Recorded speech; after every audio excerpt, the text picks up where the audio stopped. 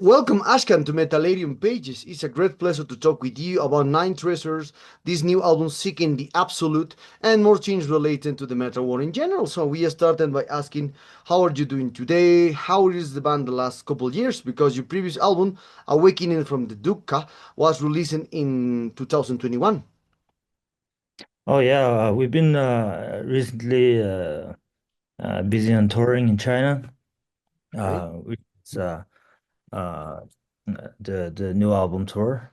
Hmm. So yeah, last album was 4 or 5 years ago. So it's been a few years, and yeah, uh, we were busy at writing this new album and also touring. Yeah. Okay, okay. So, and when did you decide writing songs for this new album? It was during the last couple years. Perhaps do you rescue any composition that left without for the previous album? Who knows? When do you decide to start writing songs for this new album? Um, it's actually started right after the Wisdom Eyes album released, which is 2017. Mm-hmm. And after that, we wrote like a lot of songs, but we didn't quite like it because the direction is what we don't want, and then we just adjusting the direction little by little, and then we finally confirmed the Mm-hmm. direction we want to go in 2022 and Okay, 22nd, I mean. So. okay. So the first song of the Seeking the Absolute is written in 2022, and after that, the following following 8 tracks are followed after that. Yeah. Okay, okay. Now, so one thing that captured my attention from this new Seeking the Absolute, it is that this your first album with one of the big labels that is Metal Blade Records now, because Metal Blade is like Nuclear Blast Records, like Century Media, one of the bigger labels into the metal music industry. So now, how it was the deal, or how it was in this one? Who approached first? It was Metal Blade approached to you. You approached to Metal Blade for this release of the new album. How was the deal? Uh, Right before we go to America, which is 2022, I wrote a direct message to Metal Blade, but that wasn't quite answered immediately. It took like 1 or 1.5 year, and then one day I received a message from them, which makes me really happy. And then I contacted him with our management team, and Mhm. then it's basically about that. Yeah. Mm, okay, okay, okay. Now this is your five. This is yes, your five records and your five records in your career. Your fifth record in your career. Now, since you started the band in 2010, more than 25 years past. No, more than 15 years past now since you created the band. Now, so and in this kind of situation for you, how many things changed when you create the band in 2010, and now you have this new album? Yeah, at the beginning, I was just graduated from the college, and Okay. at that time, I was like uh, known very little of producing music and writing songs. I was like a amateur guy, but I have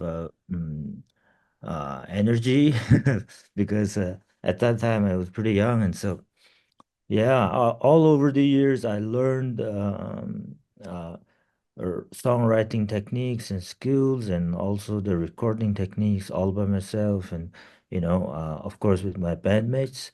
So yeah, it's a journey, like a DIY, 100% DIY journey. So yeah, but today we really happy that we exceeded uh the global metal industry the standard. So Okay. yeah, we really happy with that. After all these years, we finally exceeded this um, kind of it makes us really happy. And we're gonna move forward from this great start. Hmm.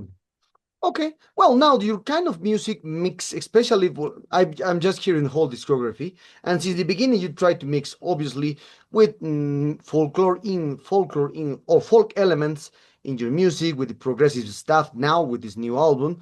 So who came with the idea to mix, for example, the folk for your country, and obviously with the progressive metal stuff?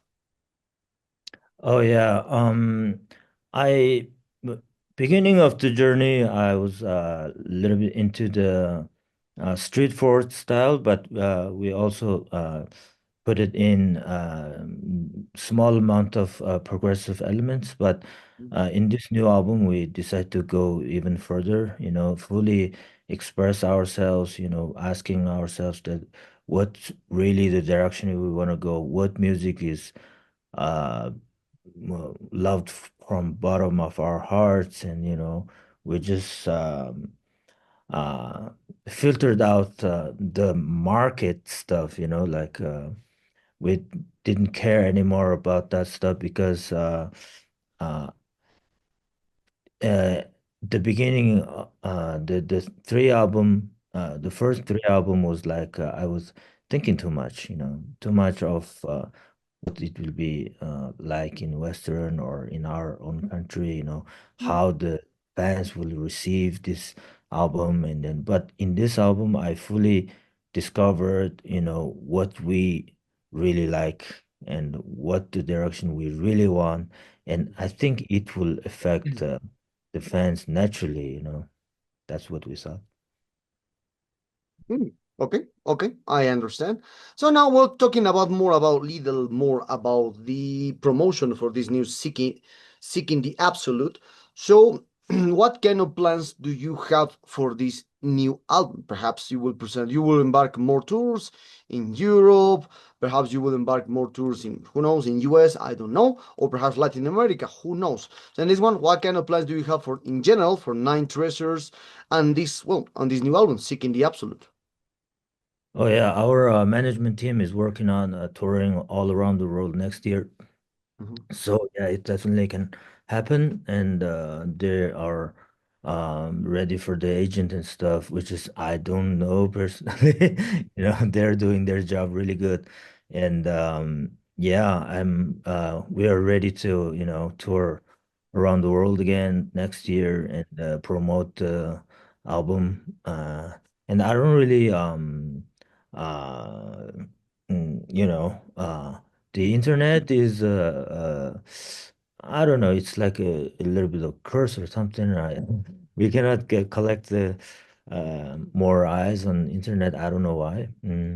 But we know what we know is, we can deliver great shows, and I have definitely full of confidence of after we the tour kick off, and then we will like get more attention for sure.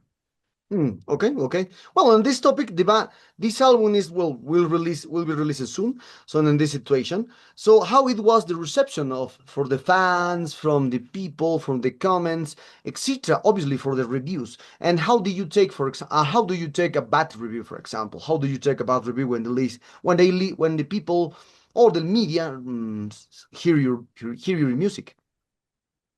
Oh yeah, for bad comments, I don't really say that it's bad comments. Everybody have their situations and their the the music tastes, and yeah, sometimes I tell you a story. I really like a band from Mongolia called Hord, Hurd, and one day they released a new album back in 2002.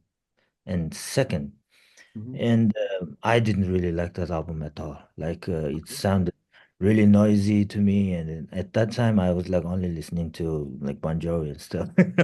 But I was a really small guy, small.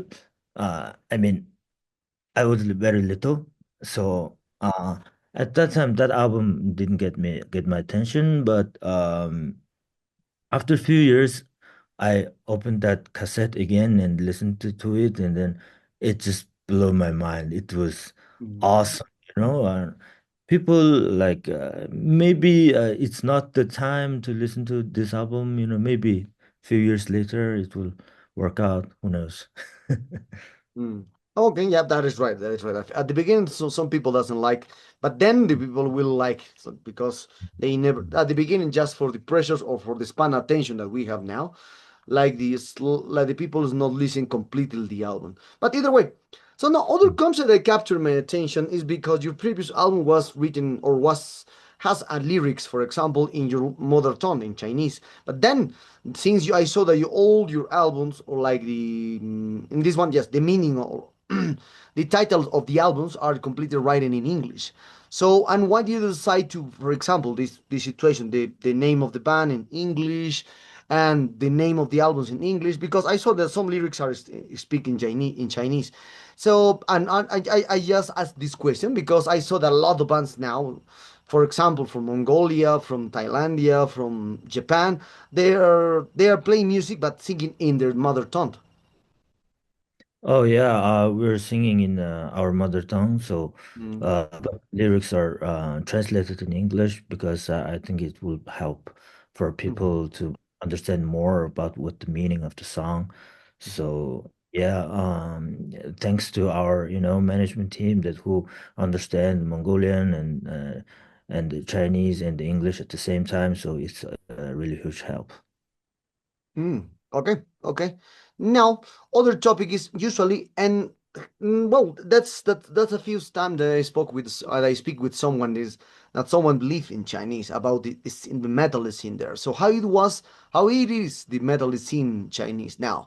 What all this development of the globalization because now the Asian culture in general has a huge impact in the world. Japan, China, Thailand, I don't know, a lot in tourism, in food, etc., etc. But the social media now is Asian lives or Asian likes.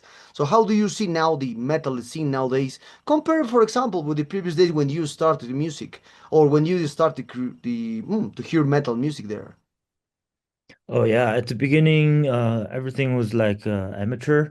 You Mm-hmm, know, we were a amateur band as well mm-hmm, as the venues and all the things around it. Now it's get more professional, and then we can, we have great sounding venues and great sounding festivals here mm-hmm, happening in China hundreds of times every year, and so. Yeah, it's really great that seeing the our country's music scene, metal scene is growing so fast like this, you know. And also, I think why the Asian culture is impacting the whole world is that, people get bored sometimes on the internet, want to see something interesting, something new.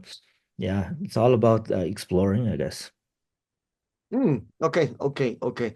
Now with this, now we're talking about more other kind of things because, Nine Treasury for most people is like a new band because with Metal Blade put in the focus with a lot of media.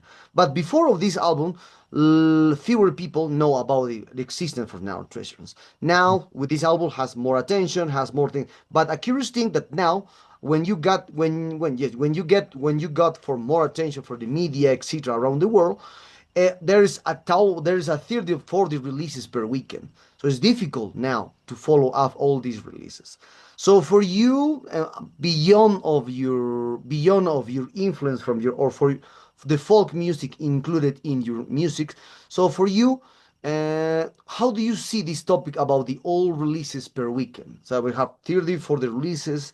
Is good, is bad for a bands that are that bands that but for bands that trying to rise up in the metal music. I think the huge part of for metal band is the performance. I think it's like it will like took about 50% for in my opinion. Mhm, So we're working really hard on our sound system, lighting system, visual system, everything, and also the looks and mhm, costumes and stuff. Especially we have really a great team around us. We can deliver. I have full of confidence of delivering really great show. I think we can just continue the show, concert and non-stop concert see to spread our music around the world. Yeah, Hmm. Hmm. Okay. pretty cool way. Yeah. Okay, I understand. I understand. So, well, in this kind of situation, other thing that captured my attention is like you lean down, for example, to play progressive metal stuff now with folk influence, and usually the progressive metal stuff are very related with long times, 50 minutes, 1 hour, 1 hour and a half. I don't know. Since the 80s or since the 70s, it was like that. The progressive rock of the metal scene was that. So why do you decide to create a long album when we have when now, as you said it, the social media is like span attention. So there is a few people that listen full albums now because the people wants to hear just, for example, just two one singles and then next band. Oh yeah, it's definitely an issue. People's attention is getting shorter and shorter because of the TikTok and Instagram. You know, yeah, but luckily we have also festival going on. Like the live show going on. Yeah, I think that's a really great part of the music right now. Uh, yeah, the whole world right now is spinning really fast. Yeah. I think it's our time here. Here we are. Yeah, that is right. Right now, the world is so fast. There's no more people has attention to or listen one album for 50 or 60 minutes. Just the specialist or the metal industry has this kind of option. Well, on this kind of topics, so and talking about the older people that we spoke about, the metal industry, the festivals. Is there any festival, a biggest festival there in China that, for example, plays huge bands with smaller bands there? Because I didn't see anything about this. We have two major festival in China, which is Midi Festival and the Strawberry Festival. Um, but we have others too, like it was all written in Chinese. The names is in Chinese. So yeah, we have like I'll give you an example. We played like 10, Mhm. uh, 50,000 people capacity festival this year. Yeah, they're really huge festivals. The people are buying the tickets really great. And yeah, if you want to know, I can type down all the festivals for you later. Yeah. Okay, okay, I understand. Well, in this topic, I said so. As I said, there is a lot of new bands rising, especially in whole Asia, for all the styles, not just for progressive death. And now, and this thing is like to be, for example, is to be, for example, because baby metal has a huge impact in the world. It's mostly the Asian culture now has the impact because baby metal put a lot of gigs, a lot of tours around the world. So in this kind of situation, so how do you see this impact for the band, for the baby metal impact of the Asian culture in the metal world now? hmm what I can do is put my effort into every album, every song, put a lot of details as much as we can, just make it as good, like from the bottom of our heart. The only thing we can do is make our music better and better every year. you know I think the music waves, the market is like up and down, up and down. Mhm. So if you see it now, it's Asian time, baby, and then I can do whatever I want. Well, no, it's not that. You gotta make your music as great as possible, that to survive when the wave is done, is going down, and then if you can still survive, Mhm. it would be good. Hmm. It's my Okay. opinion. Okay. Okay. Well, you said it the first time. This is the first time that you all that the band has a great sound in your music, especially for the recording process, for the technology that is more accessible now in every part of the world. So, but with this kind of situation, you can see that a lot of bands are playing like technical stuff, progressive stuff, etc., etc. Mix everything now. So now, how do you see this now of this over technique in the world, especially into the extreme metal industry? And Mhm. obviously with the cleaning aspect of the sound, because it's not like anymore like the 80s or 90s or the beginnings of 2000 when you hear, for example, bad records. Now old records sounds amazing with great albums, with great musicians, with great labels, etc. Mhm. Oh yeah, it's all about you know what we know is that we want to make a different album, so we're just to not tuning down our guitars. We just go the old way, like new real amp, real cabinet, and with the microphone. SM57 is the classic, and yeah, we don't record or live show using clicks. Um, and in our music, even we recorded with clicks in our album, but the speed is not consistent. It's up and down, up and down. Like we lower the tempo in certain part and make it faster later on. Like we do that stuff. I think, yeah, those albums are sounding great, but in my opinion, it sounds too similar. It's also the uh, uh, problem, I guess. If you see it as a problem, yes. If you see it, okay, that's awesome, then it's awesome. But we have like learned from the old school guys, band from 80s, 90s. Those bands are really unique. The sound of the record is really unique because they use their own techniques or own ideas. That's the priceless stuff. Okay, okay. Other topic that captured my attention is because I spoke with a lot of new musicians about this topic, about the when they play live. Now you can see that a lot of producers try to reduce the fee of to bring a band, for example, to pay the sounds or etc. Now just one person is handle everything. The sound, there's no more amps to play lives. Most all the people's playing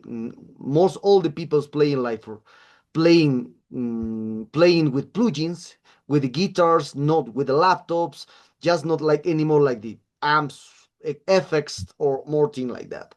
So Mhm. now, how do you see this new work in the live presentation in the metal or in general in the metal industry? There is no more amps, there is no more effects, there is no more people involved about the sound, just one person. You need to connect direct to the console and everything. Mhm. Yeah, it's all depends on you using click track or not. Mhm. For me, click track is too consistent. Yeah, of course, it's very stable, but for me, the live music is very, flowy and bumpy, and also full of dynamics. So if you make the trigger your snare drum, it will machine gun all through from the beginning to the end.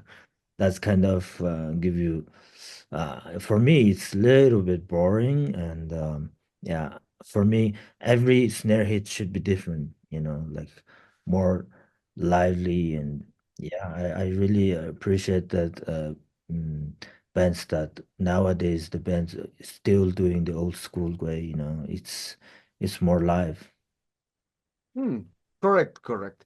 Now we're very close to this interview, Ashkan, and for this there is a new, as I said, well, and a lot of people love the technology nowadays, but now there is another movement, especially for for the metal new musicians, because these new metal musicians are playing, for example, are just recording the album in just one rehearsal with one everything there in just one take.